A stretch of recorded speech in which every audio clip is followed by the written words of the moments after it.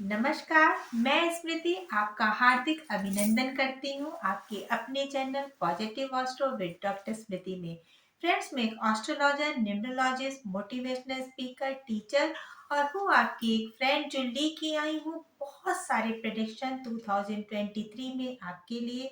अगर आप मेरे चैनल में नए हैं तो मैं आपको बता दूं, आप मेरे प्लेलिस्ट में जाके देख सकते हैं कि मैंने एस्ट्रोलॉजी में वैदिक एस्ट्रोलॉजी के अकॉर्डिंग एक सीरीज प्रारंभ की है जिसमें मैं मेष से लेकर मीन तक लग्न और राशि वालों के लिए बता रही हूँ कि 2023 उनका कैसा रहेगा। इस क्रम में आज हम बात करेंगे काल पुरुष कुंडली की 11वीं राशि कुंभ राशि के लिए, और साथ ही साथ मैं न्यूमरोलॉजी में पर्सनल ईयर नंबर के अकॉर्डिंग, जिसमें आप अपने बर्थ का दिन, मंथ और 2023 का नंबर ऐड करके जान सकते हैं कि किस नंबर का ऑरा रहेगा पूरे साल आपके इर्द गिर्द, आपके और चारों ओर। इस क्रम में मैं 7 तक बना चुकी हूँ, आज 8वें नंबर की बनाऊंगी। फ्रेंड्स, काल पुरुष कुंडली में जो 11वीं राशि है कुंभ राशि, उसके जो लग्न के स्वामी है, राशि के स्वामी है, वो है शनिदेव। और इस साल शनिदेव खुद अपनी मूल त्रिकोण राशि कुंभ राशि में विराजमान करने वाले हैं 17 जनवरी में। तो क्या बात है कुंभ राशि या लग्न वालों के लिए। अगर आपको नहीं पता कि आपका राशि या लग्न क्या है, तो आप अपनी जब कुंडली निकालेंगे तो यहाँ पे जहाँ 11 नंबर लिखा है, अगर में पहले घर में अगर 11 नंबर लिखा है तो आपका लग्न है कुंभ। और कहीं पे भी जहां पे भी चंद्रमा बैठा है और वहां पे 11 नंबर लिखा है तो वो आपकी राशि होगी कुंभ। यहाँ पे आपकी, अगर यहाँ पे ही आपका चंद्रमा में भी लिखा है 11 नंबर भी है, तो आपकी राशि और लग्न दोनों ही है कुंभ। कुंभ मतलब घड़ा। घड़ा जो है वो कहीं ना कहीं से ज्ञान का प्रतीक है।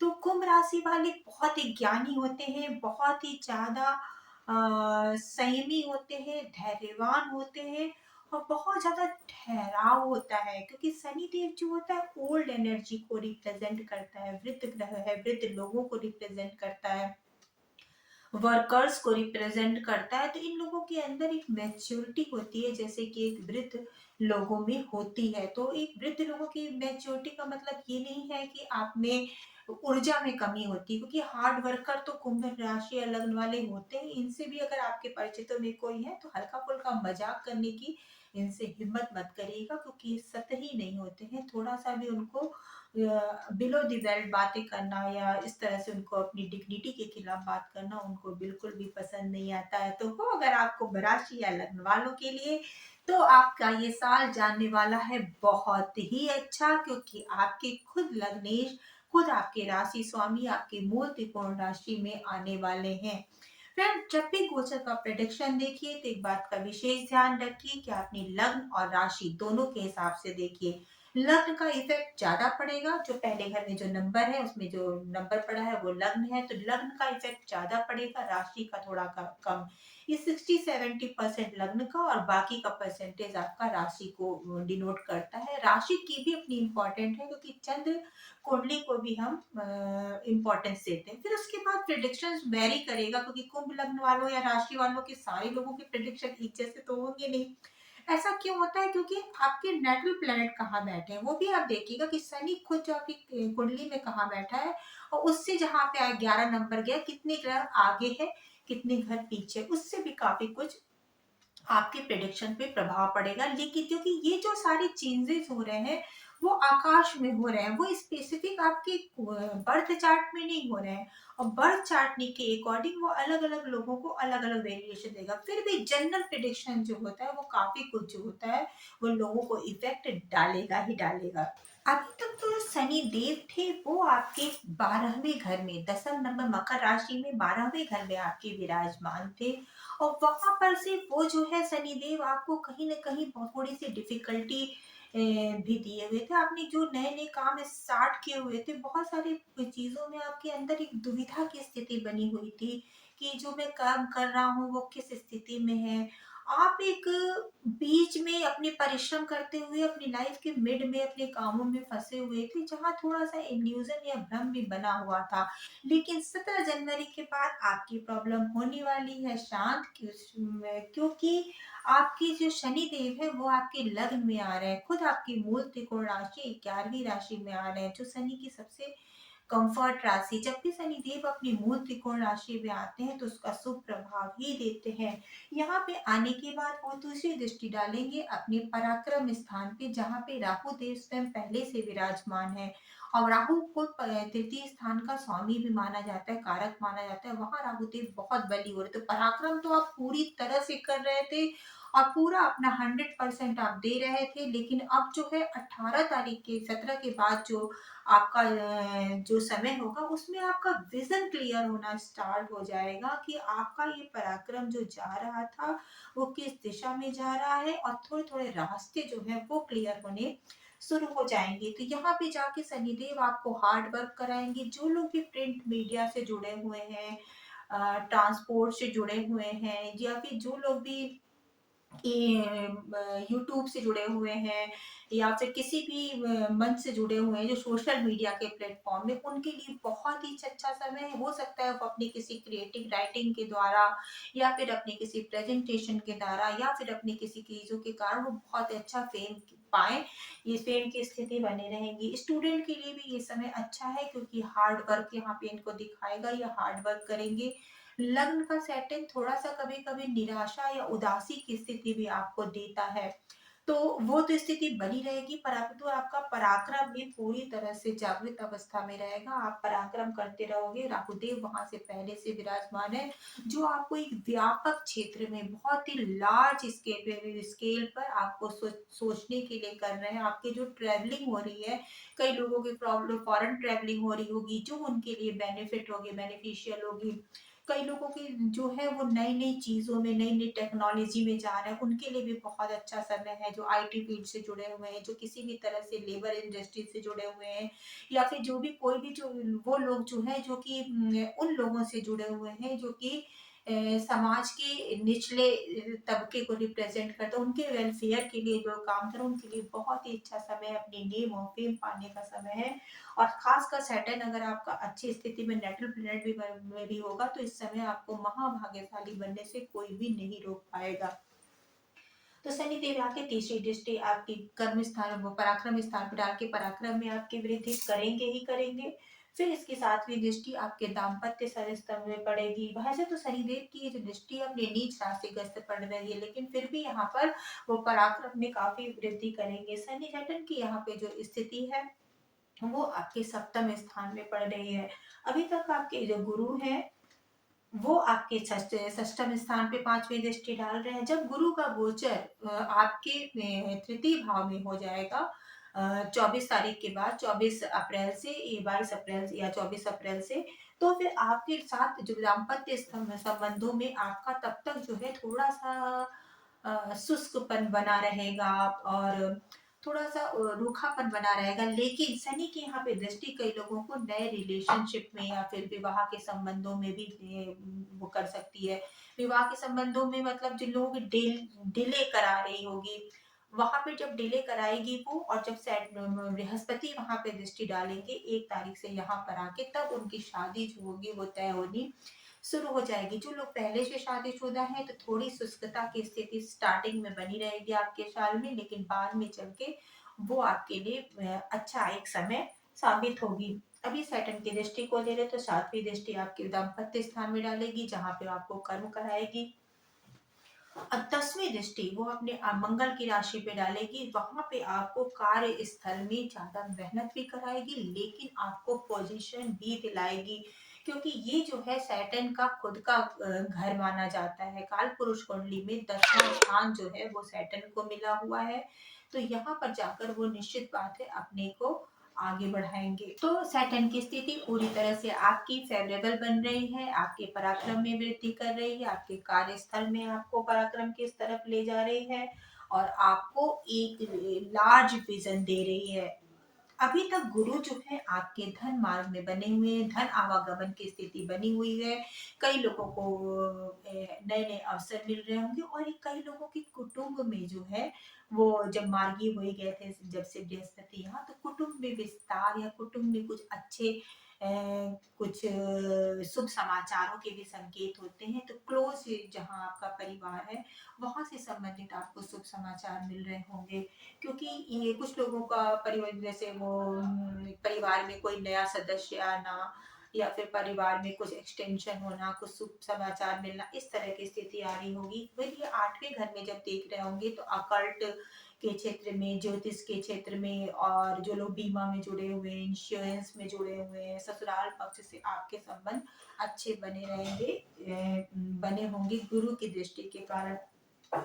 परंतु सैटर्न जो कि यहाँ पे आपके सप्तम स्थान में डाल रहा है, तो शुरुआती स्टेज आपकी ये भी बन रही है कि आप जो है थोड़ा सा लाइफ पार्टनर के साथ आपके सामंजस्य में शुरुआत में थोड़ी सी प्रॉब्लम बनी रहेगी। क्योंकि इसकी अष्टम सप्तम दृष्टि यहाँ पे जा रही है, पंचम दृष्टि छठे स्थान पे डाल के गुरुदेव जो है आपको कहीं ना कहीं से अ, आप चीजों को एक्सटेंशन दे रहे हैं। तो आप कई लोगों को वेट गेन करने की टेंडेंसी बढ़ गई होगी, लीवर संबंधित कुछ लोगों को प्रॉब्लम्स बढ़ गई होंगी, या फिर कर्जे की भी कुछ लोग लोन वगैरह लिए होंगे, वो भी स्थिति। लेकिन लोग शुभ कार्यों के लिए ही ये स्थिति होगी। तो रोग शत्रु वाली स्थान पे इसकी दृष्टि बनेगी। कुछ लोगों को टीचिंग वगैरह के लिए प्रयास कर रहे होंगे, तो गवर्नमेंट जॉब मिलने के भी संयोग बन रहे हैं। दसम स्थान पर जुपिटर की दृष्टि आपके कार्य क्षेत्रों को बढ़ा रही है। कार्य क्षेत्र में आपका वर्चस्व बना हुआ है। कई कई लोगों ने कार्य के क्षेत्र में नई अपॉर्चुनिटी ज्वाइन की होगी, नया जॉब उनको मिला होगा। जिनको नहीं भी मिला उसको मिलने के पूरे आसार हैं। तो कर्म बने हुए हैं, व्यवसाय में आपकी उन्नति संभव है। और साथ ही साथ एक एक स्थिति और भी आएगी कि जब जुपिटर जो है 22 अप्रैल के बाद जब जुपिटर जो है यहाँ पर आएंगे, तृतीय स्थान में आएंगे, और राहु धीरे धीरे गोचर करेंगे अपने 12 स्थान मीन राशि की तरफ, द्वितीय, क्योंकि राहु और केतु जो है उल्टा चलते हैं। तो एक स्थिति ऐसी आएगी कि जुपिटर और राहु की कंजक्शन की स्थिति बनी रहेगी, क्लोज कंजक्शन की। तो उस स्थिति में आएगी। तो जब यहाँ पे बृहस्पति आ जाएंगे, तो बृहस्पति की जो 5वीं दृष्टि है वो आपके दाम्पत्य संबंधों में आएगी आएगी। तो अप्रैल के बाद से आपके दाम्पत्य में सीधे धीरे धीरे सुधार आएगा। कई लोगों की शादी का संयोग भी बनेगा। जो सैटर्न के कारण डिले हो रही थी चीजें, वो बृहस्पति दिलाएंगे, और दोनों की जो युति है, जो दृष्टि संबंध है, वो आपको निश्चित ही वैवाहिक संबंधों में और साथ ही साथ पार्टनर के साथ आपके बाउंडिंग्स को स्ट्रॉन्ग करने में आपके हेल्प करेंगे। फिर इसकी जो सातवीं दृष्टि यहाँ पे गुरु आएंगे, तो आपकी सातवीं दृष्टि आपके भाग्य स्थान में डाल के आपके भाग्य में वृद्धि करेंगे। कई लोग धर्म संबंधित यात्राएं करेंगे। पिता अगर किसी आपकी एज कम है, आपके पिता किसी प्रॉब्लम में थे, तो उनको भी लाभ मिलने के पूरे स्कोप है कि उनको पिता को कोई लाभ मिलेगा, या फिर धार्मिक यात्राएं होंगी। भाग्य स्थान में आपकी वृद्धि होगी। नवा स्थान जो है गुरु खुद अपनी मूल त्रिकोण राशि धनु राशि को देखेंगे, तो लाभ में वृद्धि अवश्य भावी है। सोशल सर्किल आपका बढ़ेगा, मित्रों से लाभ, बड़े भाई बहनों से लाभ आपको मिलेगा। जब सैटर्न, एक बात मैं बताना भूल गई थी कि सैटर्न की तीसरी दृष्टि यहाँ पे पड़ेगी, तो आपको अपनी छोटे भाई बहनों से भी लाभ मिलने के लिए पूरा संकेत है। अभी तक अगर आप रिश्तों में थोड़ा सा उलझन महसूस कर रहे थे, तो 17 जनवरी के बाद आपके रिश्ते अपने भाई बहनों के साथ अच्छा होगा। आप उनके साथ मिलके आप थोड़ा सा अच्छा महसूस करेंगे, या फिर आपके छोटे भाई बहनों की लाइफ में कुछ अच्छे उन्नति के योग भी बन रहे हैं, क्योंकि ये छोटे भाई बहनों का भी स्थान है। जब जुपिटर और राहु, क्योंकि जो राहु जो है बारह बारह दूसरे हाउस की तरफ बढ़ रहा है, मीन राशि की तरफ बढ़ रहा है, और जुपिटर यहाँ बढ़ रहा है, तो एक स्थिति ऐसे आएगी कि दोनों एक दूसरे को क्रॉस करेंगे, तो गुरु चंडाल योग बनेगा। उस समय आपका देखिए, योग कुंडली में कुछ लोग बहुत ही निगेटिव मानते हैं, मैं उतना निगेटिव नहीं मानती हूँ। लेकिन फिर भी देखिए, उस समय आपके अंदर थोड़ी दुविधा की स्थिति आएगी। खासकर 30 अक्टूबर तक के बाद जब गुरु राहु यहाँ चले जाएंगे, उससे पहले तक आपका जो बीच बीच में, क्योंकि बीच में क्या होगा, गुरु भी वक्री होंगे, मार्गी होंगे, तो उस स्थिति में आपका क्या होगा कि कभी कभी आपको कंफ्यूजन की स्थिति बनी रहेगी कि ये ठीक है कि ये ठीक है। उस समय आप अपनी सोच समझ के किसी बड़ों से परामर्श लेके, या फिर जो भी आप जिस भी आपको कोई मेजर डिसीजन लेना है, तो आप थोड़े से किसी से जिस भी जो भी व्यक्ति उस फील्ड में एक्सपर्ट है, उससे अगर आप थोड़ा सा परामर्श लेके काम करोगे तो ज्यादा अच्छा रिजल्ट मिलेगा। राहु यहाँ पर देखिए, राहु तीसरे घर में कहा बहुत ही अच्छा शुभ फल देता है, सबसे अच्छा यहीं पे इनका रिजल्ट आता है। तो तृतीय घर में जो राहु होगा वो भी आपको अकस्मात लाभ बनाएगा, शासन सत्ता से आपको सहयोग मिलेगा, छोटे भाई बहनों का से कोई शुभ समाचार मिलेगा, या फिर उनसे भी आपको कोई ना कोई लाभ की स्थिति आपकी पूरी तरह से बनी हुई है। अभी तो कुछ से पहले जो स्वास्थ्य में थोड़ा बहुत आपके हर्डल्स आ रहे थे, तो स्वास्थ्य में भी सुधार आपके धीरे धीरे आने लगेगा, खासकर जब जब शनि देव अपना राशि परिवर्तन करेंगे, थोड़ा सा काम को टालने की प्रवृत्ति बढ़ेगी, लेकिन बाकी चीजें बहुत ही शुभ संकेत की ओर आपके ले जा रही हैं। मंगल यहाँ पर चतुर्थ स्थान में आपको भूमि भवन वाहन का सुख शुरुआती स्तर पे दे रहे हैं। आपने हो सकता है कई लोगों ने नई भूमि परचेज की हो या फिर नया फ्लैट लिया हो, घर में थोड़ा बहुत टेंशन भी बना हुआ रहता है। और इसका एक दो तीन चार चौथे दृष्टि आपके वैवाहिक संबंधों में मंगल डाल रहे हैं, तो वहां से संबंधित भी आपको कर्म करवा रहे हैं, थोड़े बहुत आर्ग्यूमेंट भी। लेकिन मंगल अपनी राशि सूर्य को देख रहे हैं जो कि उनकी मित्र राशि है, तो फिर वहां पे भी पराक्रम की स्थिति बनी हुई है। सातवीं दृष्टि जो है मंगल की आपके कर्म स्थान पे पड़ रही है, तो कर्म स्थान पे आपकी सैटर्न की भी दृष्टि आई, गुरु की भी दृष्टि आई और मंगल की भी दृष्टि आई, तीनों मिलाकर कर्म क्षेत्र में आपका रुतबा, आपका दबदबा और आपकी मेहनत तीनों को बनाए हुए हैं। जिन लोग भी कोई नई अपॉर्चुनिटी ढूंढ रहे हैं, पूरी मेहनत करिए, आपको मिलने के पूरे पूरे आसार हैं। और साथ ही साथ ये जो तीनों की कॉम्बिनेशन है वो आपको कुछ लोगों को मेजर चेंज भी देगा अपने जॉब में या व्यवसाय में, बहुत ही मेजर चेंज भी दे सकता है। फिर आठवीं दृष्टि भी लाभ स्थान में जाएगी, तो छोटे भाई बहनों से संबंध तो अच्छे बने ही हुए थे, बड़े भाई बहनों से भी आपके संबंध इस समय ठीक बने हुए हैं, कोई भी प्रॉब्लम आपकी नहीं है। तो यहाँ पे और बड़े भाई बहन ही नहीं, सामाजिक संबंधों का भी है, और आपको कहीं ना कहीं फ्रेंड सर्किल में भी इन्फ्लुएंशियल लोग आपको होंगे जो कि जिसके थ्रू आपको लाभ मिलने के पूरे पूरे संकेत बने हुए हैं। धन की स्थिति अच्छी बनी हुई है। जब गुरु यहाँ पर आ जाएंगे तृतीय स्थान पे, उससे पहले अप्रैल तक धन की स्थिति बहुत ही अच्छी है, गुरु यहाँ भी आ जाएंगे। तो जब राहु वहां पहुंचेंगे 30 अक्टूबर के बाद, तब आप थोड़ा सा एक बीज का ध्यान रखिएगा कि जैसे कोई भी अगर जैसे कोई नशा करता है, किसी तरह का स्मोकिंग है या ड्रिंकिंग है, तो उस हैबिट को वो बहुत ज्यादा बढ़ाने की कोशिश करेगा, क्योंकि राहु जो है ना एक पैशन देता है, और सेकंड हाउस जो है खान पान का भी घर है, तो कई लोगों के अंदर जो टेंडेंसी होगी कि थोड़ा ज़्यादा स्मोक कर लें, थोड़ा ड्रिंक कर लें, तो वो चीज़ आपको थोड़ा सा बच के रहना है, इस चीज़ पे आप ध्यान रखिएगा। और परिवार में भी थोड़ा 30 अक्टूबर के बाद थोड़ा सा टेंशन का माहौल रहेगा, अकस्मात उस समय धन आएगा और अकस्मात जा भी सकता है। उस समय विशेष रूप से शेयर मार्केट में निवेश 30 अक्टूबर के बाद, शेयर मार्केट में निवेश जब करिए तो सोच समझ के करिए, क्योंकि वो अकस्मात धन भी देगा भी, लेकिन राहु का क्या है, देगा तो छप्पर फाड़ कर, लेगा तो सब कुछ लेके चला जाएगा। तो थोड़ा सा सूझबूझ से, थोड़ा संयम से आपको आगे बढ़ना है। सेटल तो यहाँ पे काफी लंबे समय तक बने रहेंगे ही रहेंगे। सब मिला के जो गोचर की स्थिति है वो बहुत ही शुभ है, बहुत ही अच्छी है, एक ऐसे अवसर की तरफ है कि आप मेहनत के क्रम में पहले से आगे बढ़ रहे थे, लेकिन अब मेहनत के फल आपको मिलने स्टार्ट हो जाएंगे, और पारिवारिक संबंध में सुख बनी रहेगी। और एक आपके साथ एक स्थिति और भी है कि ज्ञानी तो आप हो ही, बीच में थोड़ा सा अगर राहु के साथ थोड़ा सा अगर आपके जीव में थोड़ा सा उलझन होगी भी, लेकिन आपको विजन मिलेगा। यहाँ का शनि अगर आपको वहां पे आपको मासेस से जोड़ेगा, बस एक बात का ध्यान रखिए कि शनि को बल ने प्रदान करते रहिए। शनि को बल प्रदान करने का सबसे अच्छा तरीका है कि जो भी वृद्ध जन है उनका आदर करना, और दूसरा जो आपके अधीनस्थ लोग हैं, जो आपके सर्वेंट हैं, नौकर चाकर हैं, आपके घर में काम करने वाले, आपके जो हेल्पर्स हैं, उनका भी सम्मान करना, किसी भी कीमत पे उनको नाखुश नहीं करना है या फिर उनके साथ अपनी लैंग्वेज नहीं खराब करनी है। शराब या मांस मदिरा के सेवन या नॉन वेज वेजिटेरियन भोजन से आपको बचना है। ओम सन सनच्चराय नमः मंत्र का जाप करना है। हो सका तो सरसों का तेल का दिया हर मंगलवार और शनिवार को अपने मंदिर और अपनी डेयरी पे जलाइए। पीपल वृक्ष के नीचे जला सके तो फिर क्या बात ही है। हनुमान जी की आराधना करिए और आपको नए साल की बहुत बहुत सारी शुभकामनाएं। शनि भगवान आप पे अपना आशीष बनाए रखें, जुपिटर की दृष्टि आप पे बनी रहे और आप हमेशा ब्लेस्ड होकर अपनी लाइफ में बहुत ही आगे बढ़े। आपका नया साल बहुत ही मंगलमय हो। धन्यवाद।